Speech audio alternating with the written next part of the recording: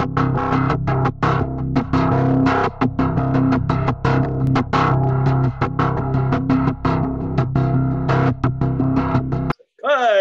welcome to the season finale of Kmfbz Radio. I would like to proudly welcome all the way from BC. This is Cara McCutchen and her band Naitaka. Welcome to the party, my friends.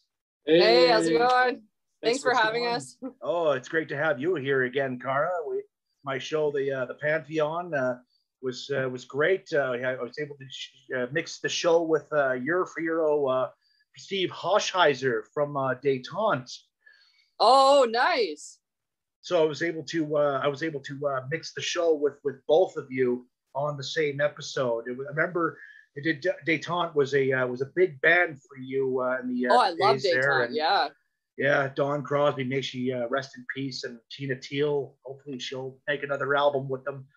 So let's talk about you guys. Your new band Naitaka. How did this come about? Well, it kind of came about like when I moved here. I was looking for another project, and I put an ad out really, and then Troy responded. We were working with another drummer at the time, so we jammed for a bit, and then I put it out again, and we found John, and then Tyler was kind of a friend of a friend, and so that's how he came. Yeah, and we're actually looking for a second lead guitar player still. Cool. We haven't found him yet. I'll be fine. Yeah, me too. Yeah. I love the EP, by the way. It kicks so much ass. Like, what has the reception been like for the EP, and how are people taking the new band? Are they saying like Mortillery's done, or like what's going on here?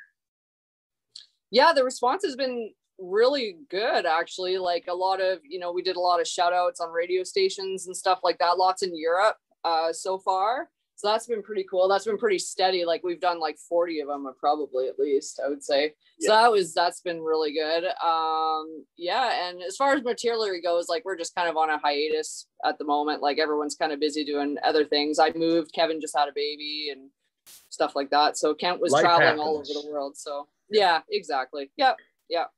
So what's been your favorite song on the EP so far? I don't know. I mean, it's, I mean, for me, I mean, I really like Fightmare. Yeah, I mean, they're all really good all different types of jams. I mean, there's definitely the two songs from one of our former guitar player, Cody, who wrote two, and then Troy, who wrote the other two. So stylistically, you can kind of decipher between the two guitar player styles. I really enjoy Fightmare. They're all super fun to play.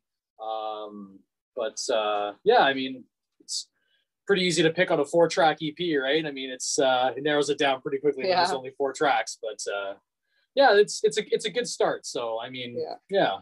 I don't know. I like probably Naitaka the most for me, just because it's more like power metal-y kind of, like that's the one. And Troy wrote that one too, which is cool. Yeah, that one's a pretty diverse. Fun. We've heard from a lot of feedback has been that's one of the more diverse tracks. I guess it's a little longer and it's got a little bit more, a little more variety in the track. You know what I mean? So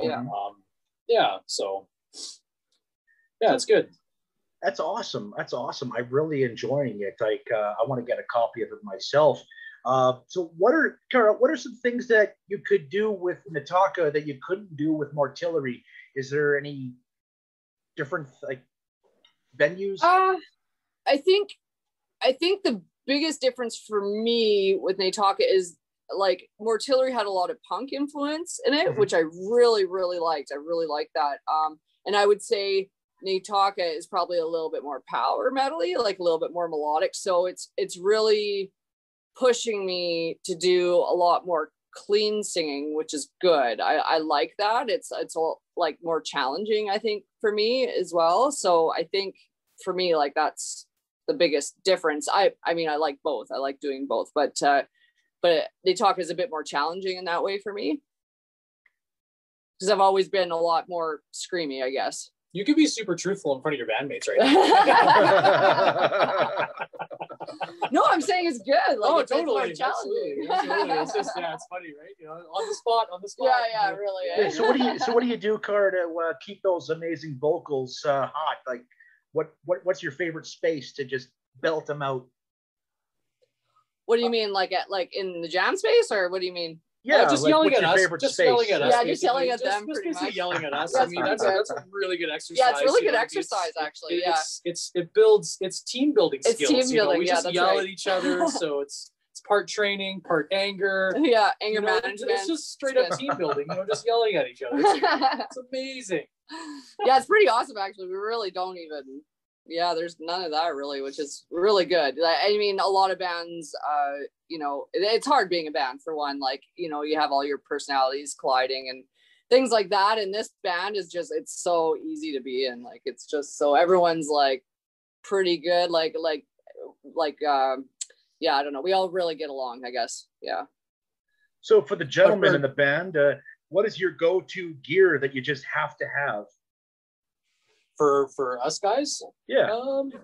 Well, I mean, John and I are pretty big gear nuts. I mean, we really thrive on the latest and greatest. And, you know, both of us just love, you know, we're gear nuts, right? So we love our gear and we love using our tools and all that kind of stuff. I mean, John knows a lot more than I do as far as, you know, recording and everything else, but the passion's there. But I mean, for go-tos, I don't know. I think it's just stuff that stuff that has a good sound, it's comfortable, durable. I mean, all that. I mean, I guess any working musician would probably, you know, say that sort of stuff. You know, it's, I don't know. Yeah, I don't know. What about you? Yeah, for me, for bass, I gotta have I like my amp pegs. I use those a lot, and that's definitely my go-to piece for a bass amp.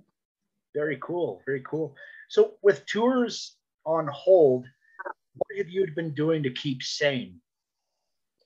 We actually wrote like 2 albums worth. We actually like since the EP, we actually have written almost 2 full-length albums worth of songs. So beautiful. Yeah, so we've been, and you know, like we're pretty fortunate. Like John's really good with technical stuff, and so is Tyler and Troy. I'm not at all. But these guys have been like writing, recording, sending back and forth. Then they give it to me. I write lyrics, then we jam it. Like it's been solid nonstop. Like, yeah. Like, and Troy is like a riff machine. Like he writes like 2 songs a week. It's insane. So cool. We've been really like, moving forward. Like I think this winter we've been talking about possibly hitting the studio again, actually. Yeah, like definitely it'd be nice to, you know, like picky. We have a lot of material to be picky and choosy from, which is great, rather than kind of scrounging for tracks. But I mean, it's nice to be in a group that's, I mean, like when you have like really good creative dynamic, that just stuff just comes together really quickly. So I guess that's the beauty of me, John, and Troy is, I mean, it's a good thing, and you know, you can kind of throw together some stuff fairly quickly. So I mean, again, the beauty from working at home, you know, like with Troy sending me tracks and then John and I can build upon it, or vice versa. I mean, that makes things, you know, pretty quick. But it's kind of where we're at. Yeah, we've been keeping really busy actually with that, so that's cool. It's good. That's cool. It's nice to see that the pandemic has given the musicians more fuel to their fire. Yeah, it actually, like, because I can see that time was the good for us. Floodgates are going to be opening. Yeah, exactly. Yeah, totally. Actually, with the likes of like Merciful Fate coming back with no Michael Denner, which really sucks. That's been the point of this season. No Michael Denner, Merciful Fate. Damn it, it's a crime.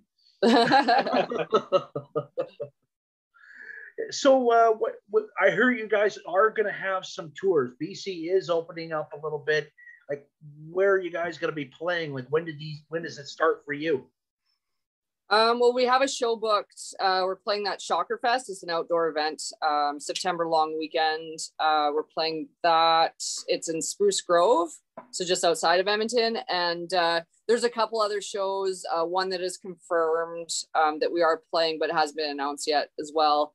And then there's one more I think that we were talking about, and that's it so far. But it's starting. Like, it's definitely starting.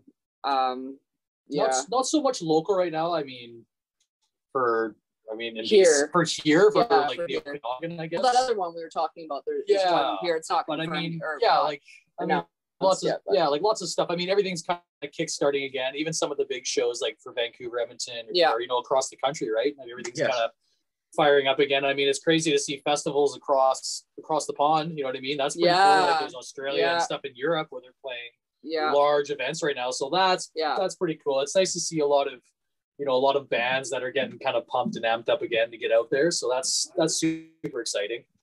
People are hungry. Yeah, big time. Yeah, myself included. Oh, same here. Looking forward to all the different things that are coming out. New Thor record this July. Brand new everything. There's just so much that's coming out. Like, well, what do you guys think? Like, you guys are out touring. What's your dream lineup? Like, who can you see you guys selves touring with? Oh man, this could be all over the place. I know. We're so different. Yeah, I mean, each one of us. I mean, a bit of a backtrack for the interview here, like for go-tos or stylistic influences is crazy. Like, I mean, we're all over the map for each one of us. I mean, bands we're into, and I mean, it's crazy. I don't know if we could even agree on it. I think bands aside, just people that are fun to hang out with, or people to people to share a tour with, I think would be the best. But we could definitely throw out dream bands, but I think we would be all over the place. Yeah, you know? I'd love tour with. I've been really into Enforcer. I love Enforcer. They're great. Oh, they're so good. And Skullfist, I did a tour with them before. They're fun, super fun to tour with. I'd love to do that again. So Britney Spears, Britney Spears, that'd be cool. All right. No, New Kids on the Block. I was just listening to them. Yeah, you're going on. I know, I was. I totally was. I'm like, I wanted to like go back. I'm like, I used to listen to this when I was a kid, and some of it was just like so bad. Yeah. But some of it was like, I'm like, okay, I remember this. That's okay. That's cool. Yeah. Not too long ago, I went back and listened to some classic Prince. Everybody remembers Bat Dance? Nice. Yeah. Good old Bat Dance. 32 years now, folks. Absolutely. It's funny, as you get older, you'll kind of dip back into kind of that older realm. Like, I mean, it's like, fun. Oh, it's super good. Like, I love the Police and like throwing on some like Toto or like, just some really, really some. It's funny how you dip when you get older back into that stuff you never thought you'd listen to. It's almost full circle. So music wise, I mean, because I mean, for me, I've pigeonholed myself into just straight up metal since I was 11, 12 years old, and it's just been continuing, tipping over here and there once in a while, but it's nice to reach out of your realm a little bit. So that's cool. So man. What do you guys think if this is a fun question, what do you think if thrash metal started today? I mean, imagine it. Would our heroes still be successful? And how would thrash be seen today compared to the actual events in the 80s? Oh, man. I can answer this very well, because I really enjoy paying attention to a lot of the history, especially with a lot of the bands that carve this path, like with Slayer and Death and Metallica, Sepultura. I mean, those are all my go-tos growing up, and I still really love them today. But that era of music was all derived from footwork. So I think for us, for our EP, we did a fair amount of legwork on our own. I think like most new bands do, they'll do the legwork, but for us, it's almost, for this era, it's cheating, because we have social media and we have that to accelerate to the world. Like, it's like, I'm super new to this. Like, I've been playing a long time, but like being in a more serious band, it's pretty new for me. I'm kind of late to the game, but whatchamacallit, it's seeing somebody buy one of our EPs in like France blows my mind. I know, like, it's just a super small world. So back in the day, when a lot of these, the big four, a lot of these other bands, they were doing tape trading and they were doing all the legwork, and it was hard, right? Playing shows, grinding it out. And so if they started today, I think they probably do well. maybe better given social media and how fast things can be sent everywhere in your face. You know what I mean? You're just scrolling and you see stuff. I don't know. That's a super hard one, but I mean, it's still alive, right? I mean, there's new acts coming out all the time, and they're getting traction. I mean, young kids getting recognition, you know, so that's pretty cool. But I don't know. So that is a very good, fun question. But yeah, it's hard. I don't know. It's so different because like because back then, you know, everyone bought albums. Like it's not like that anymore, right? It's like people buy albums now, but it's like streaming. Digital. It's super digital, different. Like the money is different. Like I love buying CDs still. Tyler's like I love buying vinyl. Love buying CDs. Yeah, I love it. Yeah, vinyl is my favorite. Yeah, totally. Yeah. And vinyl's super special now because there's a lot of really, really, you know, like a lot of special editions and a lot of really cool pressings, and they're doing a lot of fun stuff with it. So that's cool. But yeah, I don't know, man. That's a really good question. But I feel like they would still do well because there's people that are hungry for it. You know what I mean? For any genre. Some genres are a little harder than others, but honestly, man, yeah. And also where you live too, like where we live in the Okanagan, it's not a huge, it's a decent scene. Like it's a kind of a family. Everyone kind of knows everybody. It's small though. Very but small. It is small. It's not like compared to Edmonton. It's tiny. Yeah, it's like Europe. They love their metal thrash and all that huge category. They love it. And Europe and probably lots of other places, Brazil and stuff, right? But I don't know, man. I guess it depends on where you live too. Yeah. Well, hey guys, it's been an absolute pleasure having you here on Kmfbz Radio. It's been fun. Keep the horns high, guys. Hey, thanks so much for having us. Cheers.